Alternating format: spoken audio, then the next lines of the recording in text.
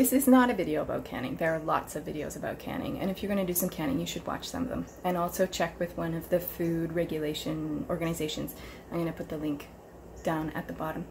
This video is about how I set up my kitchen. I have a pretty small kitchen, and I wanted to be able to can regularly so that anytime I got fresh fruit or veg, I could get it in cans and get it away.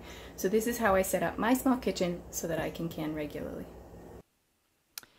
What you see here is some jam from a previous canning endeavor. I have dreamed of having a cellar like one of these, but I don't have a basement, so I have a bookshelf in my kitchen that I keep lots of stuff in, and then the surplus that doesn't fit there goes in a big box in the crawl space.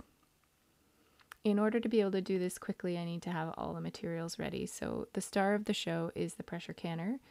It is a new addition, so I have it outside of the kitchen just around the corner. My jars I keep in this bookshelf in the kitchen. They're really handy there, so as soon as they get washed and come out of the dishwasher, they go there, and I use them not just for canning but also for storing things in the fridge, like a replacement for Tupperware.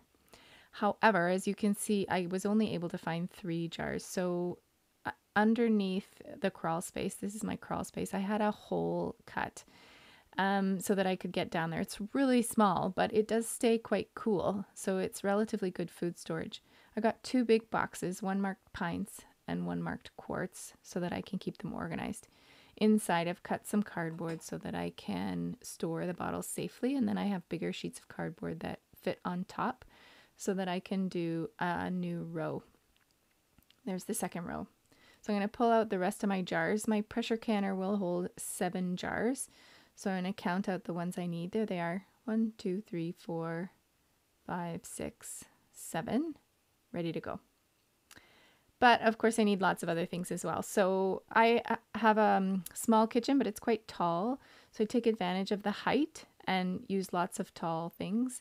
This stool I got at a thrift store. I love it. My grandmother had one and I had to refinish it a little bit, but the stairs pop out so I can climb up really high and get things on the top shelf.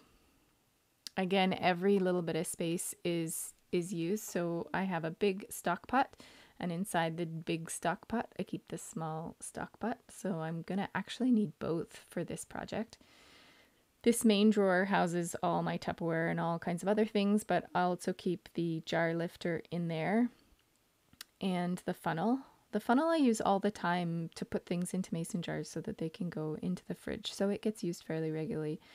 There's my pincers, and those are for getting the jar lids out of the hot water.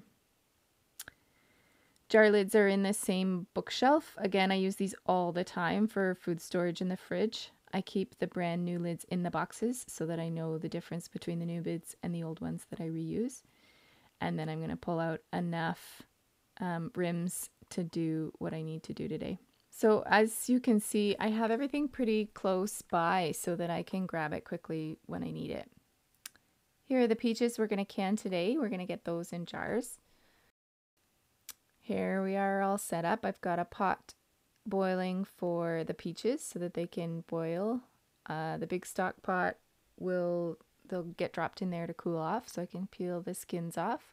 I've got my jars in a casserole. They're going to go in the oven at 275 degrees to get them sterilized and keep them warm. So that's going, and while that's happening, I'm also boiling water so that when it comes time to water bath them, they're ready to go. There's the jar lids, and I'm just going to heat up hot water in the kettle, which I also have right there ready to go. So the kettle is going to get boiling, and then that goes over those lids. By now my jars are all filled with peaches. As I said, this is not a video about canning, so you want to see how that process is, take a look at another video. Here are the peaches ready to go. Those are ready to go on the bookshelf, or some of them will go on the bookshelf and some of them will go in boxes under the house.